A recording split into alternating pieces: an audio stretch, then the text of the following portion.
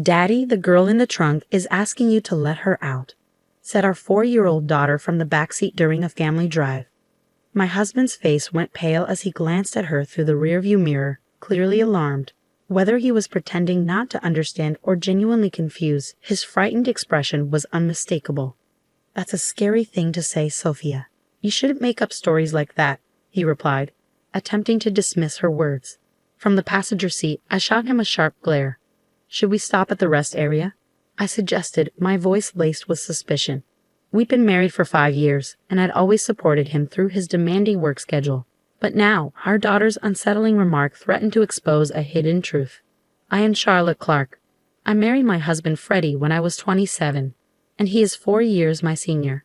The following year, our daughter Sophia was born, and she has grown up to be a healthy, lively 4-year-old. Our family life was busy but filled with happiness. How about going to the zoo next Sunday?" Freddie suggested brightly. "Yay, I want to see the giraffes," Sophia exclaimed. Their cheerful exchange brought a smile to my face.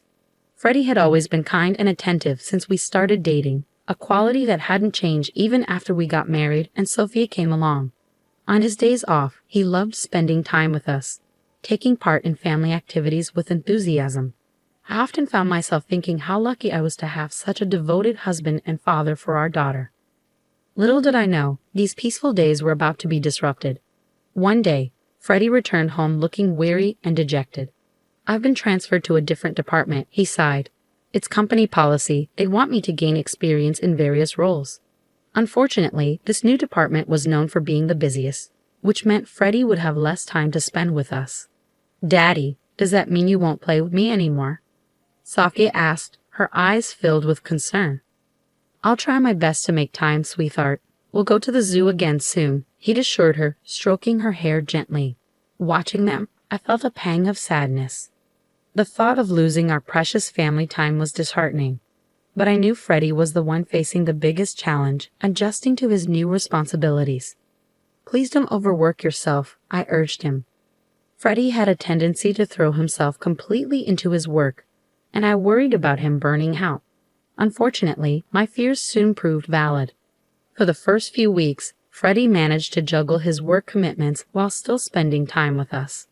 But about a month later, his time at home diminished drastically. He began working late into the night, often missing Sophia's bedtime, and started attending more client dinners and events, even on weekends. "Hey, can you take a day off next Sunday? Sophia misses you, and you've been working too hard lately," I pleaded one evening. "Who do you think I'm doing all this for?" he snapped, irritation creeping into his voice. "Do you want me to skip meetings and risk getting fired?" "That's not what I meant," I replied, feeling defensive. "I'm just worried about you." "That's none of your business," he retorted. "Just make sure you have money ready for next week's client dinner." Freddie's mounting stress made him irritable, and he started taking out his frustrations on me. His spending also increased significantly, justified as necessary for client entertainment, but it was beginning to strain our finances. I knew his previous kindness, and seeing this change in him was disheartening. I was more worried than frustrated about Freddie's current tense demeanor. I really needed to find a way to get him to take a break before he collapsed from overwork. 6 months had passed since his transfer, and my husband had reached a point where he was coming home mostly just to sleep. Sophia, feeling lonely because she rarely saw him, started wearing a sad expression more often. I knew things couldn't go on like this, so I began searching for a way to get him to take a break. However, as if to thwart my efforts, more bad things kept happening. My mother, who had been suffering from an illness for several years, suddenly passed away in the hospital. "No, Mom," I cried. My father had passed away when I was young, and my mother was my only surviving parent. I didn't even get to have a proper conversation with her before she passed away. When I heard the news at home, I was so shocked I couldn't move for a while. Yet Freddie's response to the news was unbelievably cold. "Do I have to go to the funeral too?" he asked indifferently. His attitude shocked me, and I widened my eyes in disbelief. While Freddie's relationship with my mother may have been somewhat distant, she was still family. Despite this, he showed no sadness or comfort, merely complaining about having to attend the funeral. "What are you saying?" "Of course you have to. It's a family funeral," I exclaimed. "Don't get mad at me." "Oh, why does this have to happen now? I had plans," he retorted. Despite my reprimand, Freddie showed no signs of remorse. I was left in shock. In the past, he would have surely comforted me, perhaps rubbing my back and grieving with me. But now, as he sighed in dissatisfaction, he seemed nothing like the person I once promised a future with. Naturally, he didn't help with any preparations for my mother's funeral, so I arranged everything alone. On the day of the service, my husband remained sullenly silent. "It's over now, right? I'm heading home first," he said after the funeral ended. Freddie didn't help with any cleanup and quickly went home. I was initially confused by his actions, but by then I had lost the energy to be angry. I was simply bewildered and disappointed in him. No matter how busy and stressed from work he may be, his behavior at the funeral was unacceptable. When did my husband become such a cold person? "Mom, Sophia will help you," said my daughter, trying to comfort me despite the frustration with him. I finished cleaning up with my daughter by my side, and before heading home, I decided to stop by my parents' house for a short while. It wasn't far from where we lived, and I wanted to reminisce about my mother after saying my final goodbye. Though the decision was led by my heart, it felt right. When I arrived at my parents' house, burdened by grief, I discovered something shocking. "Mom, wait a moment," Sophia suddenly exclaimed as soon as we entered the house. Her expression changed and she dashed straight into the back room. Although I had taken her to visit my mother's place several times before, I had never seen her behave like this. Hurrying to follow her, I found Sophia opening the second drawer from the bottom of the dresser, as if drawn to it by some unseen force. "Mom, Grandma wants you to have this," Sophia said. I looked at the old hand mirror she was holding and caught my breath. The mirror had always been precious to my mother. She had treasured it so much that even I rarely saw her use it, and I didn't even know where she kept it. There was no way Sophia could have known about the existence of this hand mirror. "How did you know it was here?" I asked, astonished. "And what do you mean Grandma wanted me to have it?" "When Grandma was sleeping earlier, she told me that you were sad and asked me to give this to you," she answered innocently. I couldn't hide my surprise. I didn't think it was a coincidence, so I decided to ask Sophia some questions about things she couldn't possibly know, like tomorrow's dinner menu, what I was thinking about, and even thoughts I had during the funeral. To my astonishment, she answered every question accurately. I wasn't sure how long she had had it, but it seemed my daughter possessed a mysterious ability to know what people were thinking. "Wow, that's amazing, Sophia. You know everything," I said, stroking her head and feeling bewildered. I had always thought mysterious abilities were just fantasy, but I never imagined she actually had such a gift. Sophia put her hand on her hip and showed a proud look on her face. "That's right. Sophia knows about Dad, too." "What do you mean?" I asked. What she told me was incredible and unforgivable. A few weeks after my mother's funeral, I casually mentioned my plans to Freddie one morning as he was about to leave for work. "By the way, I'm visiting my friend with Sophia next Sunday." Freddie abruptly stopped and frowned, looking genuinely troubled. "Really? Oh no, I'm off that day. That's too bad." Feeling the artificiality in his voice, I smiled quietly to myself. Now that I knew the truth, I realized there was no love left for Freddie inside me. On that Sunday, I left home with Sophia, killed about an hour, and then returned. "Dad, he's over there," Sophia said, pointing toward the garage. Taking a deep breath, I headed towards the garage with the shutter still down and lightly knocked on it. "Freddie, I know you're in there. Open it," I called out. "Charlotte, I thought you and Sophia had plans," he replied, sounding flustered. "They're canceled.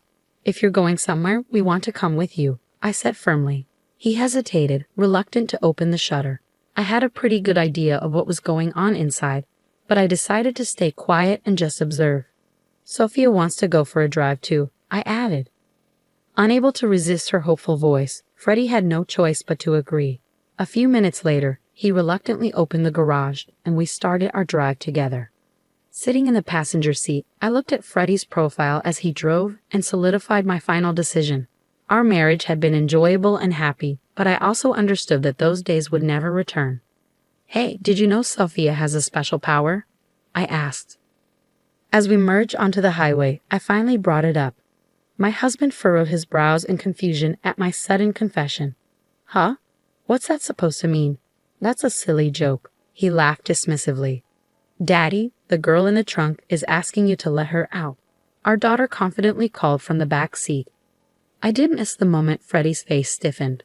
Whether he intended to play dumb or not, His face, still pale, showed a frightened expression as he glanced at our daughter through the rearview mirror. What a scary thing to say. You shouldn't tell such lies. But it's true. Then should we pull over at the rest area? I suggested on behalf of Sophia, who was hanging her head. Freddie immediately looked at me startled. Huh?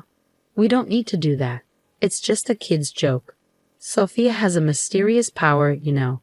Besides, it's hot today. It could be dangerous if someone's really in there. He must have realized what I said made sense. Flinching and stiffening, he headed towards the rest area with a contorted expression on his face. Upon arrival, we left Sophia in the air-conditioned car and went outside to check the trunk. I don't think there's anything in there. Come on, quickly, I said to my hesitant husband. Realizing he couldn't escape anymore, he nervously opened the trunk, breaking into a cold sweat. In the next moment, someone jumped out. I knew you were cheating. The young woman's face was flushed red from the heat.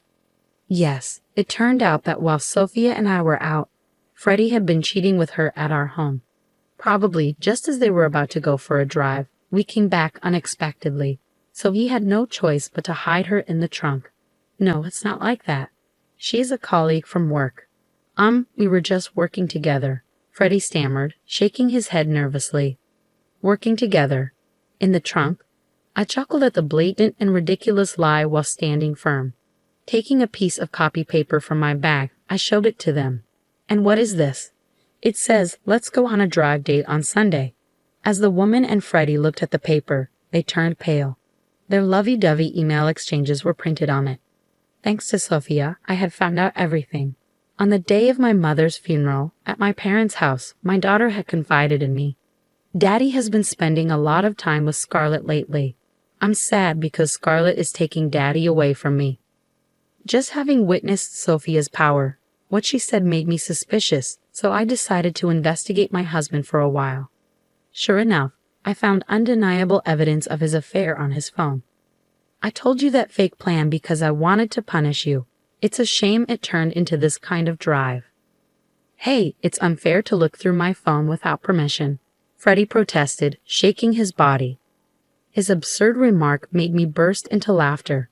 I had thought he was just too busy to come home, but most likely, during that time, he was with his affair partner, Scarlett.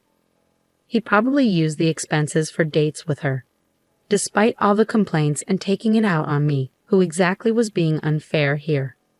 By the way, I've been recording everything since earlier, I said, recalling all the grievances. I took out my phone from my breast pocket. I expected this would happen, so I secretly pressed the record button to capture evidence since we got into the car. And the evidence I've gathered isn't just messages and this video. I didn't tell you, but I also had hidden cameras in the house and garage. Scarlett, I know everything about you too.